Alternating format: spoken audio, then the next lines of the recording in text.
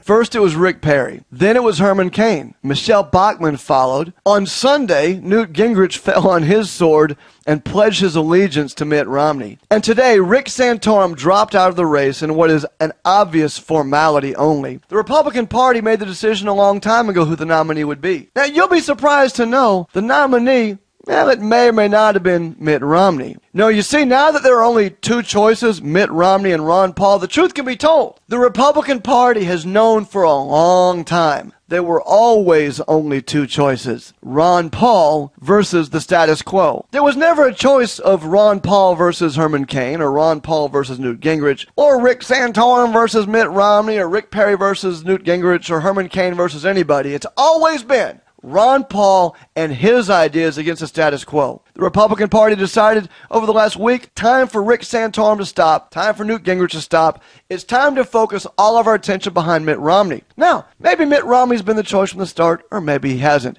But the one thing that is absolutely certain is the Republican Party made the decision a long time ago that there were two candidates running, Ron Paul and insert somebody else. Now, as a Ron Paul supporter, you're about to see the media do something, well, almost unbelievable. They're going to start paying attention to Ron Paul again. Except it won't be the kind of attention you're going to like. So they're going to go from ignoring to outright attacking. In fact, you may even see Democrats come out of the woodwork now and pledge their allegiance behind Mitt Romney over Ron Paul. But the truth is that although now there are only two choices, and although there have always only been two choices, no matter who wins the nomination for Republican in 2012, understand this. It took 5 other candidates becoming the media darling at some step along the way. And it took a media doing everything they could, everything they possibly could to block out and ignore and mock. It took all of that. And after all of that,